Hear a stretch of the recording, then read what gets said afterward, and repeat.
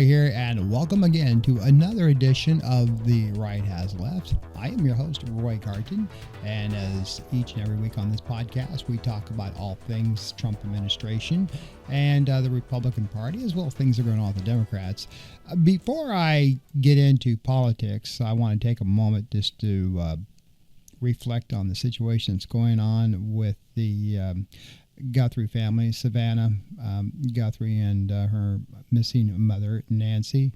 I just hope and pray that everything comes out okay on a positive note. We know the family is going through extreme stress right now as the FBI and local officials again attempt to locate Nancy and the people that have allegedly kidnapped her, and they are going through the ransom notes, and it's still an ongoing investigation. I just wanted, though, to pause as a fellow journalist myself, that this all comes out on a positive note for the entire family. So having said that, let's go ahead and get into our news of the week. And of course, as we always start out, I've got my top story here at the beginning. Sometimes I put it at the middle, sometimes I put it at the end. But you know what? We have got to get into the news starting off right now early, and that is this thing with this ridiculous, stupid meme that Trump put up showing our former president, Barack Obama, and his wife as primate apes. The most racist thing that I've ever seen. Of course, it has been taken down, but this is still very much news. And of course, there were some negative comments, even from the fellow Republicans on this thing. Republican, of course, Senator, I shouldn't say, Republican Senator Tim Scott of South Carolina said who is the only black Republican senator, said on Friday that he sharply rebuked President Trump for posting a since-deleted clip. As I said, he did take it down. He said he never posted it. It was a lower staffer that did it, which is BS. We all know that. Trump stays up all night because he can't sleep and puts all this childish sixth-grade level stuff out there. And, of course, the senator was just totally aghast that he would even do such a thing. And he said it's the most racist thing he's ever seen from the administration. And Scott, as we know, he is a strong Trump supporter. And but he's also black, and he could see where this thing was going. And he was hoping it was fake, but obviously, as we well know, it wasn't. So White House staffer around made the post. That's what Trump said, and of course it's taken down. He did this. Scott wasn't the only Republican, though, that took condemn the video, which the White House at first defended as a meme related to the Lion King, and that is from Press Secretary Caroline Leavitt. And you saw, I'm showing you her statement, and she got defensive. She said, let's just move on to other things. This is just stupid stuff. Let's talk about what's really going on in this world. Caroline Leavitt is the most butt-kissing White House press secretary that I've ever seen. And, she leads her little group in prayers before she goes out there. And then she goes out and, tells media, we're going to kick your butt and sue your butt if you don't show the president the best light and stuff. These evangelical people that claim to be holier than thou Christians, and I'm going to get into that a little bit later about this prayer breakfast, it just really upsets me. They put on this fake front when they're on the media, trying to say, how holy and they are and stuff, and then they go behind the scenes. They just throw their weight around. But anyway, as you saw in that quote from her, she didn't think this was really anything, and she was talking about something that was made 3 years ago by a state Republican Party, that she was talking about the Lion King thing. And so, again, other Republicans, the National Association of Advancement of Colored People, they had a statement, obviously, on that, and the Democrats, of course, are up in arms about it. So, again, other Democrats were characterized as other animals in this. Trump thinks the sixth grade type of humor is really funny, and he appeases his base because his base is basically made up of a lot of rednecks out there that half of them barely have a high school education, if even at that, and they all laugh around and think that's funny. The more you make fun of people and, we are white privilege, then, you can go ahead and just make this ridiculous, funny stuff.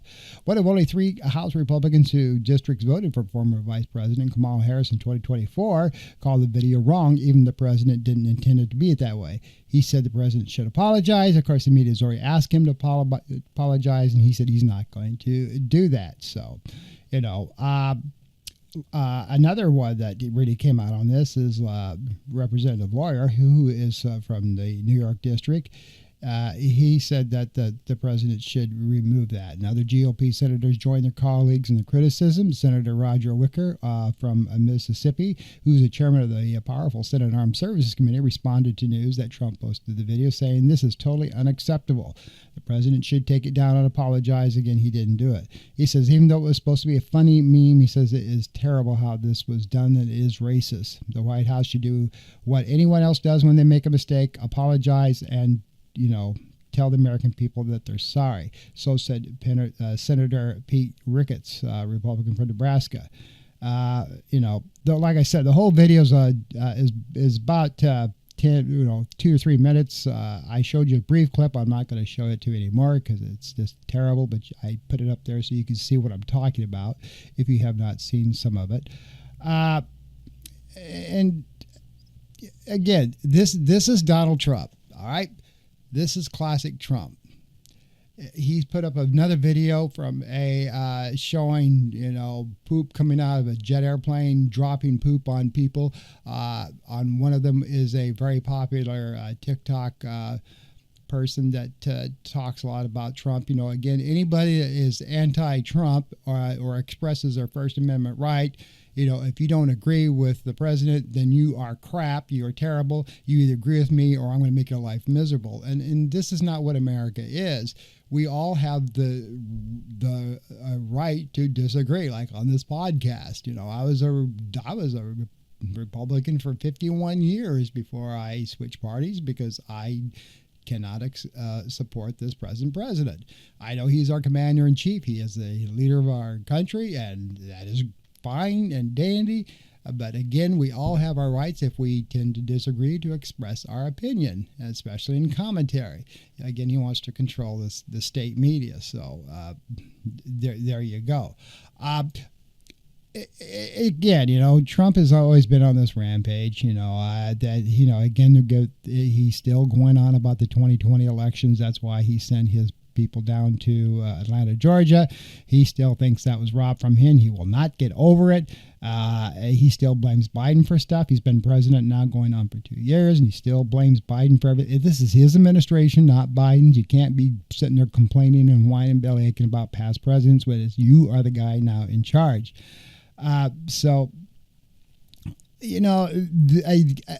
Unbelievable stuff here, folks.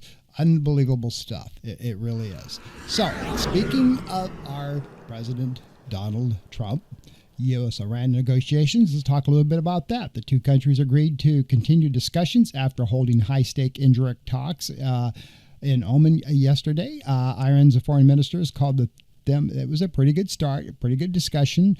As you know, Trump is threatening now war with Iran. This is why we changed everything to the Department of War. He is ready to rock and roll about anybody and everything. So, we do not want to go to war, but that's why he changed the Department of War, is because we are now starting to bully everybody and everything. And this guy here, Donald Trump, is ready to do it along with his wonderful people in that runs the Department of Defense, Pete Hegseth. We are ready to be the big bully of the world. Now, again, we also some other news that's going on. There's a funding fight, as you're well aware of. Senate Majority Leader John Thune said in conversations on the Department of Homeland Security funding bill will continue this weekend. Again, both Democrats and Republicans, because of what's been happening with ICE, they're ready to defund ICE until these people get their act together. Enough is enough. And this is affecting them on even a local level. We got the midterms coming up, and even the Republicans are starting to get nervous because of how ICE is basically out of control. And, when you see two people who have been killed and they continue to use aggressiveness and weapons towards people who are allowed to protest and express their First Amendment rights and free speech and protest, they're starting to see the writing on the wall. They're going to lose in midterms because people are sick and tired of it. And the White House said Trump is willing to consider some of the Democrats' demand for ICE reforms, but others are non-starters. And that's basically where we're at with this. And I don't think when we've already given billions of dollars to Homeland Security and ICE that we've taken away from people who need health care, and we need Medicare and Medicaid. Again, they took all that money and put it into ICE because Trump wants white privilege, white people only in the U.S. Let's get rid of everybody else who are illegal immigrants. And it was supposed to be used for those who had, as he always says, felonies, child molesters, people who have killed people. They're all coming across the border. Well, those are the people you're supposed to be going after. But of course, that's what he sold for his bill of goods to his base. But as you're well aware of, ICE is arresting 3,000 people a day by quota demanded to them.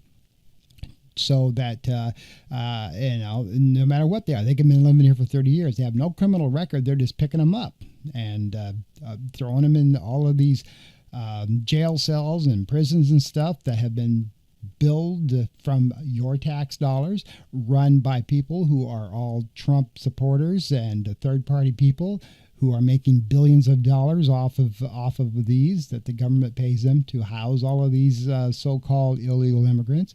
I mean, it's just a big racket where the rich are getting richer and the poor are getting poorer. And moving on with some other news, you've probably seen this too on the Grammy Awards. Yeah. This is, again, this is classic Donald Trump. During the Grammys, of course, there were some comedians making fun of Donald Trump and about the Epstein files. And, of course, Donald Trump didn't like that. He went on again, overnight tangent, as you can see here, condemning everybody, the comedian. He's condemning the networks. How dare anybody make fun of a public figure like Donald Trump? That's what comedians do, Mr. President, is people will make fun of you. That is their constitutional right to have a little fun and do parody. It is just like Saturday Night Live. They make fun of the White House administration all the time. But Trump, he can't take it. He acts like a child and goes on these little rampant Trumpsters, ramps, as I like to call them, and totally becomes unhinged. And there's just no reason for it. They're really, I don't know. It's just, again, classic Trump. You saw that. Isn't it unbelievable? Anyway, so Donald Trump has also told the Senate's top Democrat, Chuck Schumer, that he will unfreeze funds for major infrastructure projects in New York City that they have been asking for if he supports renaming Dulles International Airport and Penn Station after him. The demand, which was first reported on Thursday by a Punchbowl News, comes after the president in October halted a $18 billion in funding for a major subway line expansion in New York City, as well as a new rail tunnel connecting the city to New Jersey. The funding freeze was announced on the first day of a 43-day government shutdown in which Schumer, who represents the state of New York, played a major role. Now, a spokesman for Schumer did not respond to a request for comment from The Guardian, which was the newspaper that, first put the story out. Now, Trump, who's not eligible to serve as another term as president, has moved to put his name on a host of government buildings and websites since taking office a year ago, including the Kennedy Center and the U.S. Institute for Peace. It is unclear if either change is actually legal. He has also pushed for congressional Republicans to create a new tax advantage investment accounts for young people, also called Trump accounts. And he's also reporting to supposedly putting up a 250-foot arch across the river from Washington, D.C. that would dwarf the Lincoln Memorial. Again, Trump, wants his name on everything. The entire United States, he wants to really call this the United States of Trump if he had it his way. This guy is there's something I think actually wrong with him. I mean, I've been on this planet now for quite a while, and I have never seen one man so obsessed with his likeness, his image, and he thinks he's next to God himself, the most important figure in the entire planet. And everybody will have to remember him and name him and remember him as Donald Trump. I can guarantee you, the first Democratic president that gets in the White House is going to take all this crap down, and he knows it. So it's not going to be up there forever. Such as the Kennedy Center, and I've talked about this before about the Kennedy Center and him putting his name up there. And since he's done that, of course, every major performer has pulled out of the Kennedy Center. They refused to do shows there because the Kennedy Center was so long just a memorialization of John F. Kennedy. The Kennedy family has just been so upset about this. And, of course, it seems like for whatever reason, people are powerless to do anything about it. And since everybody is canceled and pulled out of there, of course, Donald Trump now says he's going to, shut it down for 2 years and totally renovate the whole place. The Kennedy name is still up there, but it's now the Donald Trump the keyword "and" that's up there. So I don't understand his obsession with having to have his name up there all over the place. I really don't. This is the most. He's so condescending and so full of himself, and it's sad. It really is. Again, no other sitting president. They've had their names put on there, like Reagan International stuff, but that was done after they left office or after a president has passed away. They do like to put somebody's name in memorialization, stuff like that, and Congress passes a bill to do that. And that's the honor for the service that they've done. But this guy, he is in office right now, and he's just going about saying, Trump this, Trump that, Trump, Trump, Trump, Trump, Trump, Trump. You want this? You're going to put Trump, Trump, Trump. I'm the God. I'm the king. You must do that. And so I don't know what you folks out there think about all that, but it's just going a little too far. All right, moving on to other news. President Trump referred to Representative Thomas Massie, who is a Republican of Kentucky, as a moron at the National Prayer Breakfast in Washington, D.C. this past Thursday. He is an automatic no on whatever I tried to put through office, said, referencing Massie's opposition to pass legislation pushed by the president and other Republicans. And if you don't believe me on that, watch this clip. Is an automatic no. No matter what, if we did welfare reform, if we did the greatest thing in history for religion, no matter what we did, no matter how good it is, greatest tax cuts, and we just did the greatest tax cuts in history, he voted against. He voted. Now, no matter what we do, this moron, no matter what it is, we could put them all together. I think, Mike, what would you say the top 5 things? Name them. We'll put them in one bill, and we'll put them before we'll get 100% vote, except for this guy named Thomas Massie. There's something wrong with him. We call him Rand Paul Jr. It's like they just vote no. They love voting no. They think it's good politically. The guy's polling at about 9%. It's not good. But we have great support, and we have great support for religion.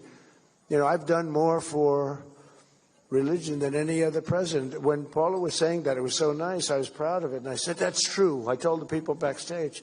What she said is true. Who else would say that, right? But it is true. But then I said, but that's not saying much, because not too many presidents have done too much for religion. I want to tell you that. Certainly modern day presidents, they bailed out on you. They bailed out. Went on to say, if we did welfare reform, if we did the greatest thing on the history for religion, no matter what we did, no matter how good it is, he continued, no matter what we do, this moron, no matter what it is, well, we'll put the top things in one bill, and he said we'll get 100% vote except for this guy named Thomas Massey. There's something wrong with him. We like to call him Rand Paul Jr., as you saw in the clip. He is also he's another guy that office opposes legislation, which are put out by the Republicans. Now, what is wrong with this situation? Historically, let me get a sip of my coffee here. All right.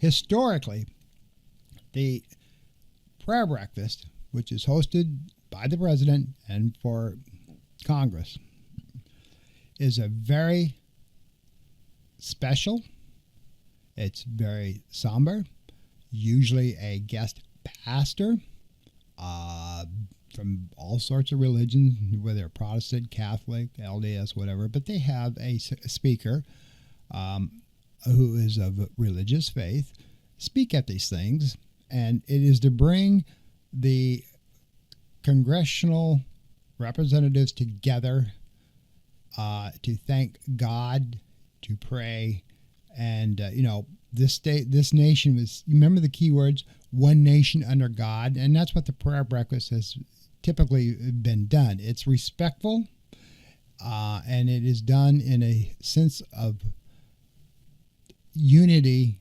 that through prayer and through God and our Lord, that this we will have a certain heavenly force to help guide us and make the right decisions as we go forth as a country.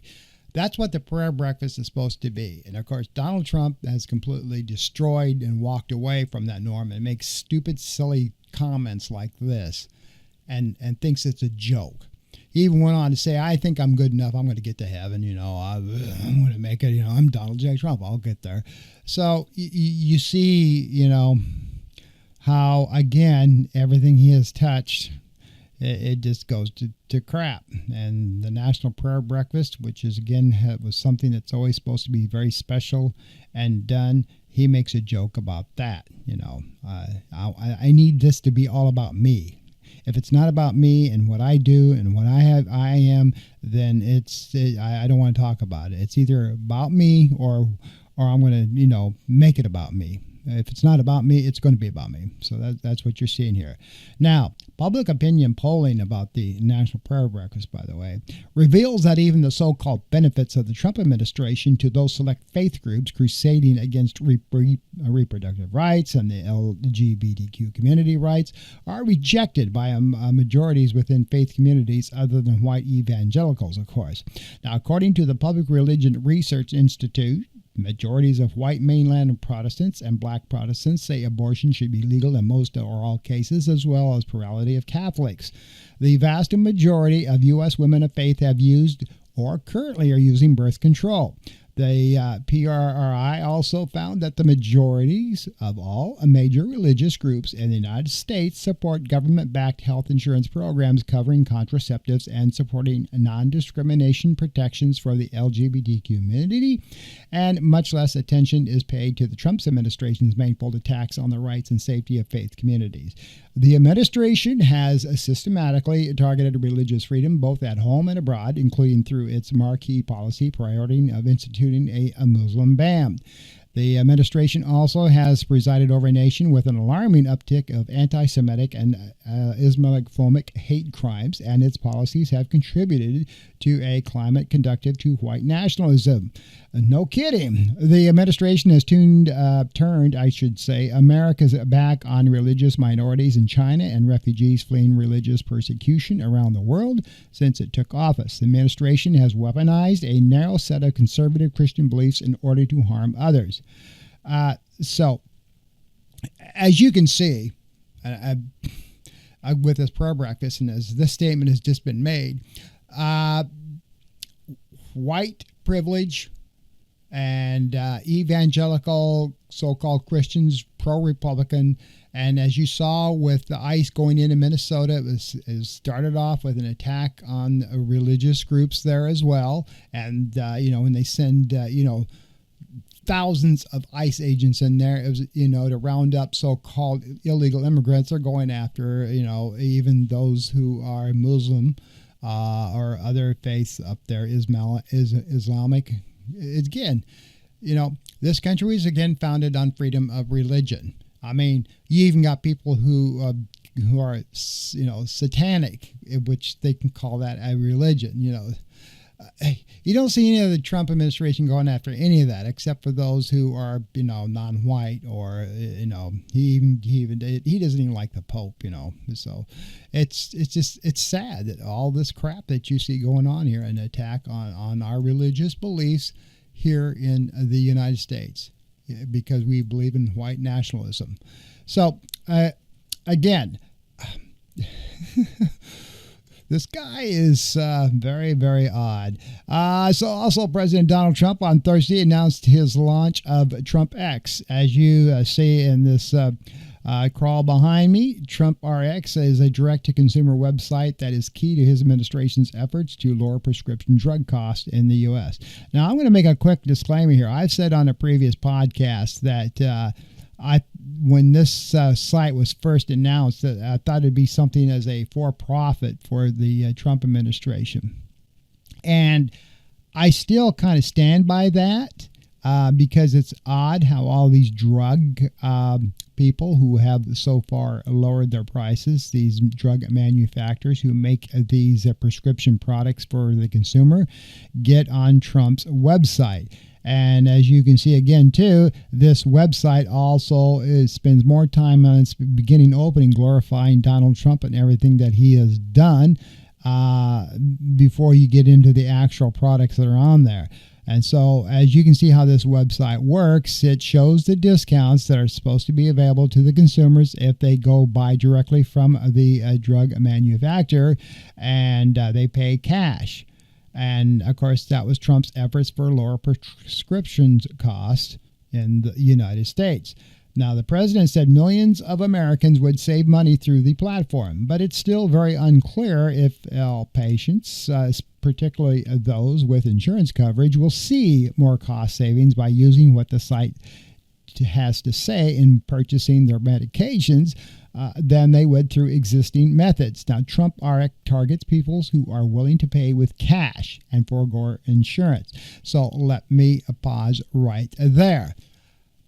Cash, that's the key word. How many people in America, other than Trump's special billionaires who have money running out their hind end, can afford to pay cash for prescriptions? Not a lot of people. All right. That was why we were trying to have some sort of subsidized health care here in the United States, like other countries do, because most people don't have the money to pay cash for prescriptions.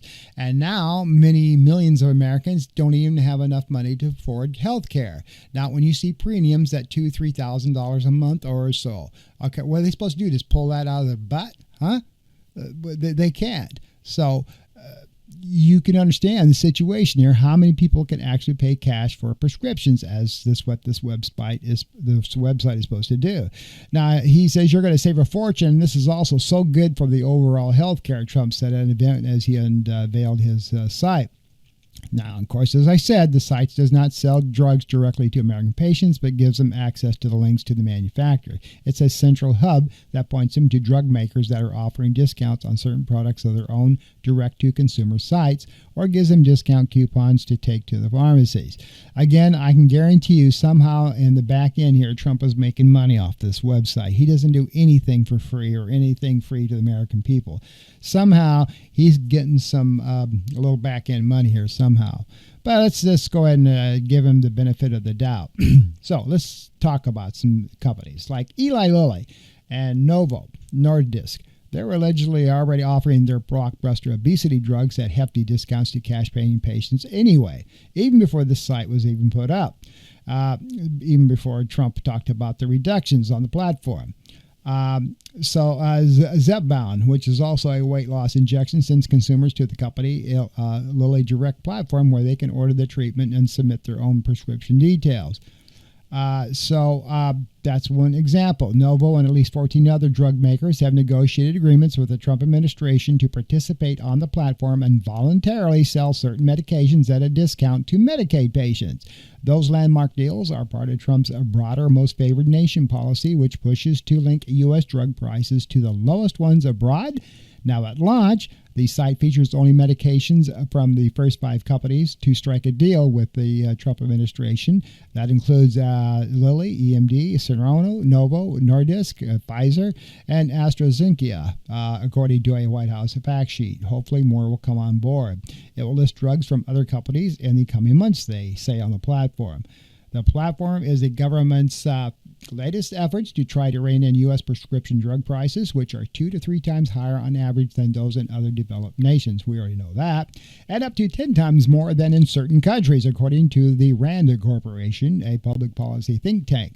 But Trump RX doesn't seem like it is the only solution to that issue for most Americans, said Juliet Kabunsky, deputy director of the program on Medicare policy at KFF. Now, this is a health policy research organization. The cash pay offerings would be better deals for patients without insurance, but it is difficult to assess exactly how many people stand by to benefit from Trump RX, she added, if they're able to get drug coverage from their insurance companies at a relatively affordable copay. Then there's not a great upside of using the Trump RX website, she stated. So, and I can go on and on about this, but as you can see, the website is, of course, it's in its infancy. We need to give it a chance. I'm going to be transparent about that. But for those who can afford to pay cash for any prescription, God bless them. But there's not a lot, like I said, majority of Americans who have no health care at all. I mean, if they can't afford health care and can't afford the premiums, how the hell are they going to go on this website and pay cash for any of these medications? Where are they supposed to get that? These are the people that should have access to that site, and they're broke. If you think they're, cash is cash. We're not even talking about credit cards, ladies and gentlemen. They got to have cash. They go to, they go directly to the consumer, and now whether they're going to take credit cards or not, I don't know. But you can see that what the research people are saying about this website. If those who do have insurance, their copay is going to be a lot less than them going on this site directly and pay cash for it. So. We'll have to see what happens and give it a chance. President Donald Trump also said the federal government should get involved now in elections in states that are able to legally and honestly administer them on their own. If they can't, then somebody should take over, and Trump said it in the Oval Office. What am I talking about here now is Trump feels that there are about 15 states in the United States that can't handle their state elections, so the federal government should get involved. Watch this clip. The federal government should get involved. If they can't count the votes legally and honestly, then somebody else should take over. The Republicans should say, we want to take over. We should take over the voting in at least 15 places. The Republicans ought to nationalize the voting. It is an agent for the federal government in elections. I don't know why the federal government doesn't do them anyway. Now, Democrats are raising concerns that the government may be trying to interfere in the midterms, pointing in part to Trump's recent comments that Republicans should nationalize elections. And that's why he went down to Georgia with the FBI Director Kash Patel being on site, and some other people I'm going to talk about here in a minute. And because of the 2020 elections, he there now feels that none of the elections should be done on their own, that the federal government should do that. And he also wants to send ICE down to make sure that people who are voting are legitimate, okay? And as we already know, I'm going to get into this a little bit, the Constitution says that the elections are supposed to be run by the state, not by the federal government. Now, in that same presser, Trump also, as he always does, attempted to demoralize Caitlin Collins of CNN for her simple question about the Epstein files, which she was bringing up there, instead of answering the question, as he typically does with all women reporters who seem to challenge him. He goes off on a childish tangent against her and CNN as well. Watch this. A lot of women who are survivors of Epstein's are unhappy with those redactions that came out. Some of them, entire witness interviews are totally blacked out. Do you think that they should be more transparent? With the fact that they thought they released too much. I heard that. And you tell me something else. No. I think it's really time for the country to get onto something else. Really. Now that nothing came out about me, other than it was a conspiracy against me, literally, by Epstein and other people. But I think it's time now for the country to maybe get onto something else. But what would you say to people who feel like they haven't gotten justice, Mr. President? Something that people care about. Yeah, what did you say? Go ahead. What would you say to the survivors who feel like they haven't gotten justice? You are the worst reporter. No wonder CNN has no ratings because of people like you. She's a young woman. I don't think I've ever seen you smile. I've known you for 10 years. I don't think I've ever seen a smile on your face. I'm asking you about survivors. You know why you're not smiling? Because you're not telling the truth. And you're a very dishonest organization, and they should be ashamed of you. Now, this woman always holds her own. No matter how much Trump demoralizes this CNN reporter, White House correspondent reporter, she always stands her ground. She's strong, and I got to give her, just kudos for her strong, upstanding position. And no matter what he says to her, she still tries to ask the questions, and she's very, very professional, and I like that in her. And CNN needs to keep her. And, again, Trump wants state control of all the media. He wants nothing but favorable things come out of the news networks when they're talking about him and the Republicans and the Trump administration. He wants state-controlled media. You are not allowed to say anything negative about me or my administration. It has to be positive, or I'm going to throw you all in jail, or I'm going to sue you all. That's what he wants to do. Your First Amendment rights, your Fourth Amendment rights do not exist in the Trump administration. I am the king. I am the number one uno guy here, and you say good things about me or don't say them at all. And so, and if he doesn't, then when he's on live television, then he cuts down the people. All right. So the statement that he made there makes some dramatic escalation of Trump's stance on election administrations, advancing the position that Democrats had warned he would stake out with his calls for stricter voting rules and investigations into alleged fraud. And he stated about this, and now that he's in office and the Supreme Court gave him basically blanket authority to do whatever he wants, and he can face no control or anything or any type of legal action by the Congress unless it's impeachment, because he has full blanket authority to do so. Now, whether or not the Supreme Court would say you can go ahead and do federal control of elections, I don't think that's going to happen, because that's embedded in our Constitution, no matter what he tries to say, and the Republican Party knows that. They cannot take over free elections of states. If you want to turn this place into, the Russia or communist China or Cuba, if you want to go ahead and do that, then that's what you're going to get with federal controlled elections. He basically says, I'm in here now, the Republican Party is in here, and it should be the Republican Party from here until the earth completely goes away to run and control the United States. That's what he wants with state controlled elections. Now, let's talk about Article 1 of the United States Constitution, what it specifically says. And it says that the times, places, and manner of holding elections for senators and representatives shall be prescribed in each state by the legislature thereof, though Congress can pass federal regulations too. Now, the United States Supreme Court has interpreted this to mean that states have control over voter registration, election supervision, prevention of fraud, counting of ballots, and more. And it's always been that way. And within the case of Georgia, they went through that thing 3 times.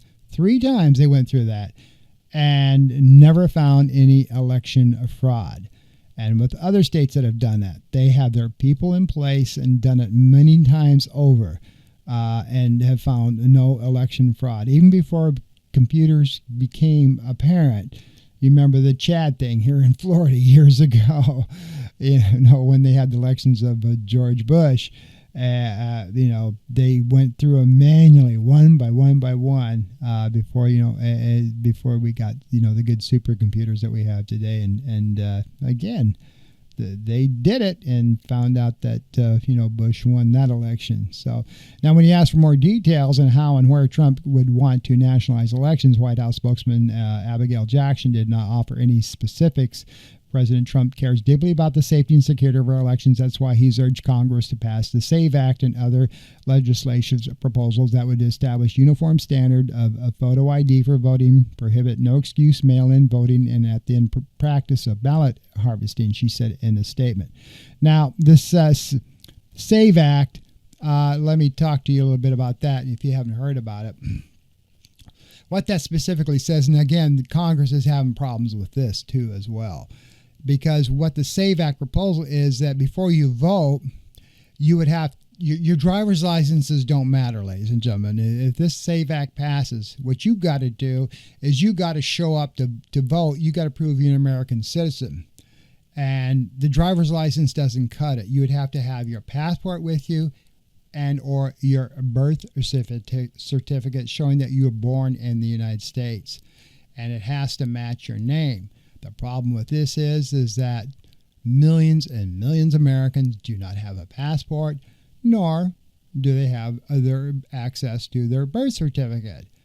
And people who get married and have a name change, could cause a problem for you as well, and you wouldn't be able to vote if your name doesn't match like your birth certificate and or your passport and you got married. So you can see all the crap that this thing causes.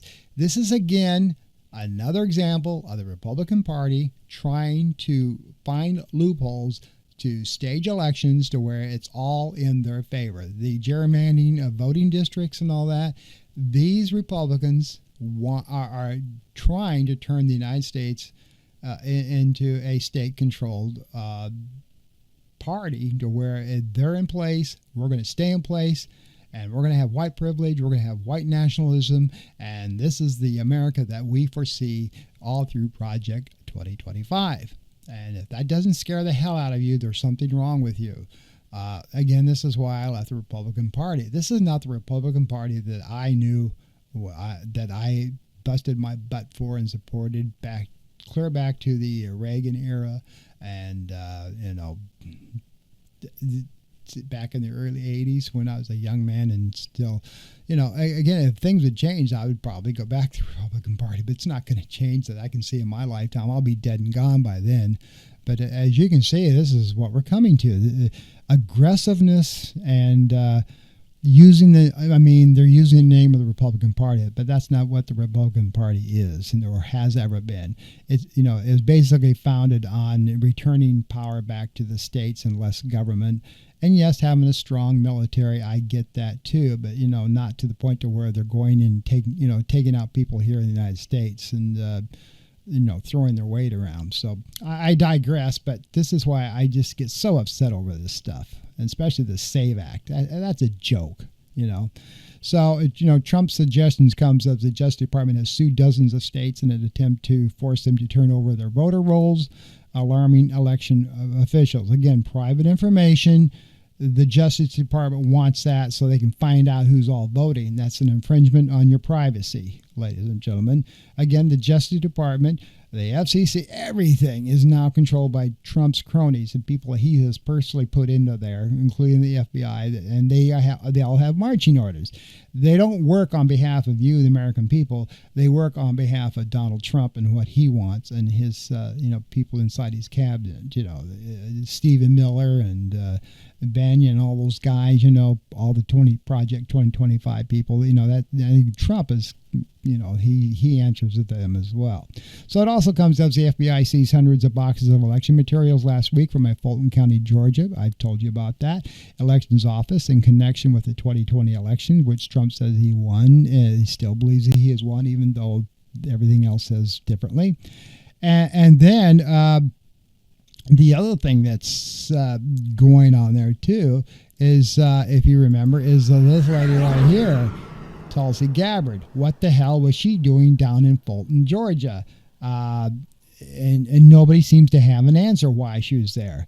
All of a sudden, the Trump administration doesn't know why she's there. It's become a pass the buck situation. And she has been visibly silent about why she was there. In recent pressers now, Donald Trump says, she was there on behalf of Pam Bondi. Pam Bondi has gone on record and said, no, she was down there on behalf of Donald Trump.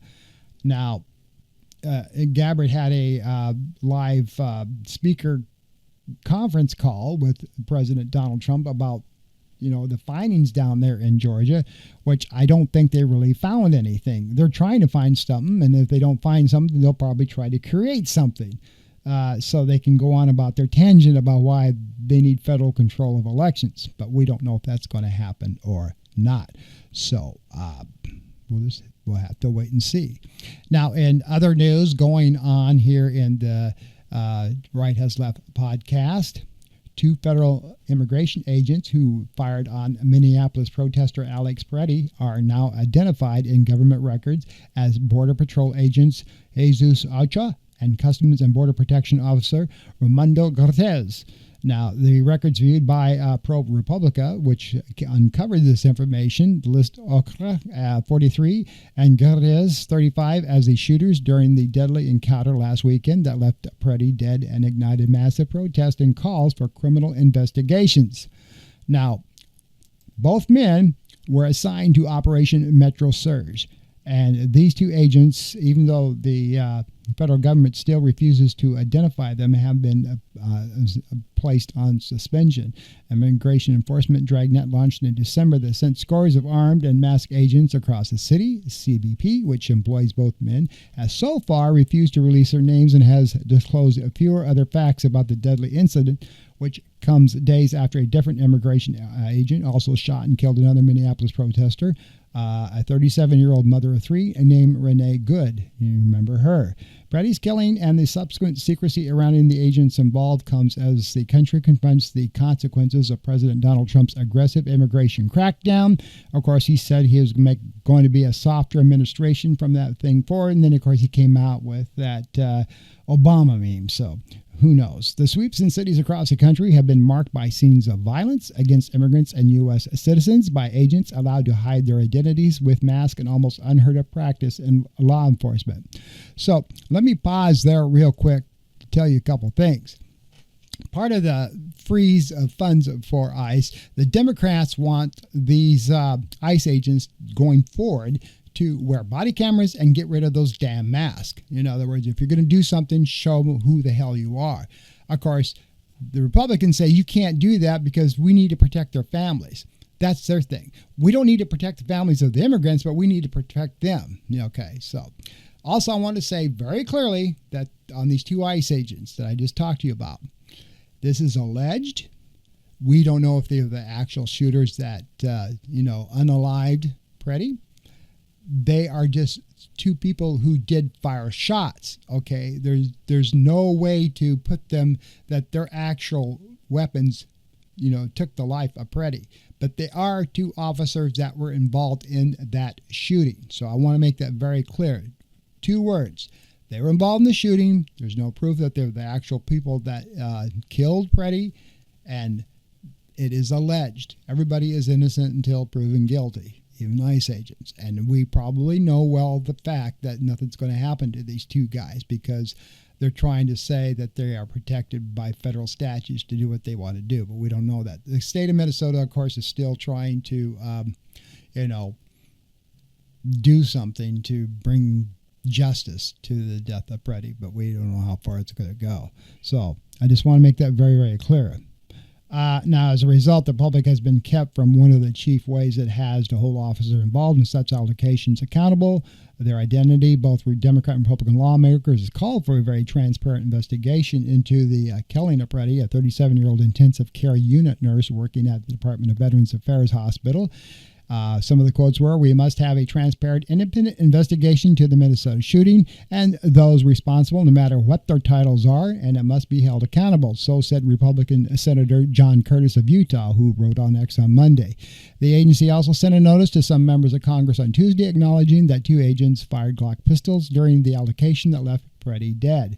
We don't know if it's these two or not. Again, I make that very clear. We don't know. The notice does not include the agents' names.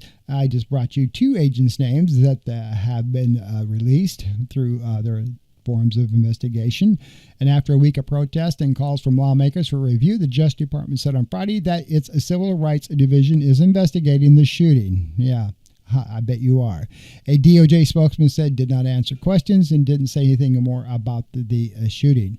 We do know that there were over 10 shots that were fired, and other agents may have also fired their weapons. I did say that. Okay, we don't know if it's these two or not.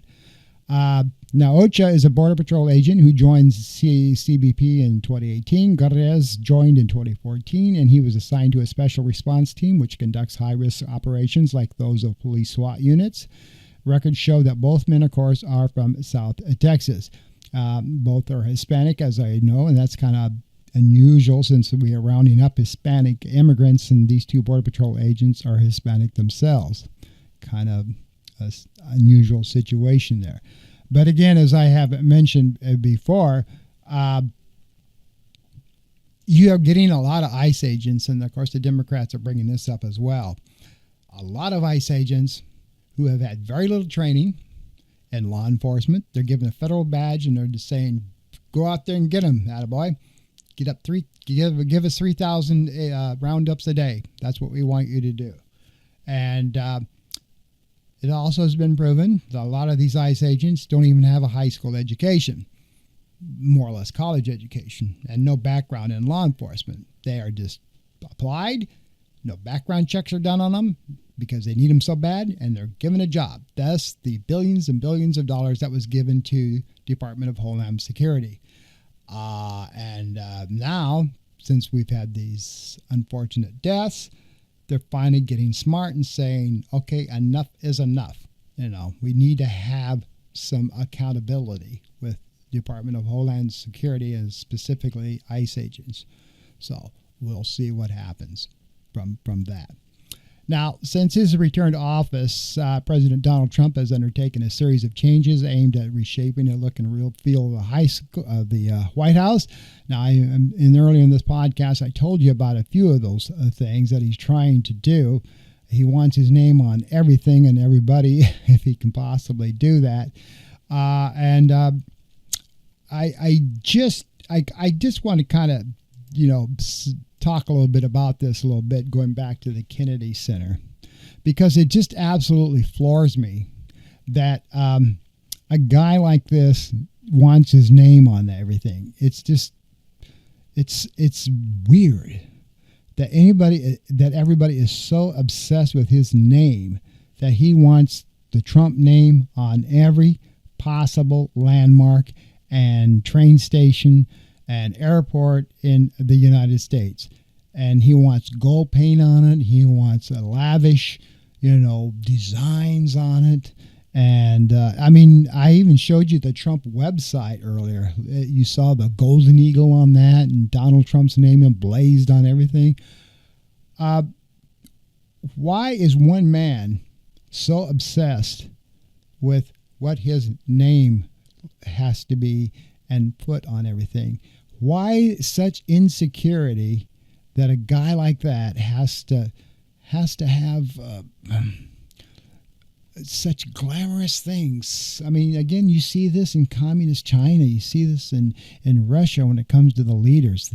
It's like, we are so goddamn special that you need to bow down to us and see the lavishness. You know, Adolf Hitler was obsessed with that. He wanted this beautiful city created on behalf of his name, which never came to pass, of course. And he wanted this. The delusion of grandeur of me and everybody else that you need to look at me and see all of that. So it's just weird. And as I wrap up this podcast, you think about that, you know, and I understand that, well, the guy's raising money for all this stuff on his own. It's not the taxpayers' deal. So whatever he wants to do, so be it. That's, you know, who cares, you know, as long as it's not. But that's not the case, you know, like when he sued his own Department of Treasury and the Internal Revenue Service for billions of dollars. That is your taxpayer money in the ultimate end that you're paying to satisfy his grievances. When it comes to stuff like that, that is yours and my money, ladies and gentlemen. And because he felt that they'd done him wrong because, you know, his tax records got released, which most, you know, other past presidents have released their tax records. He didn't want his released, you know, that I'm different, you know.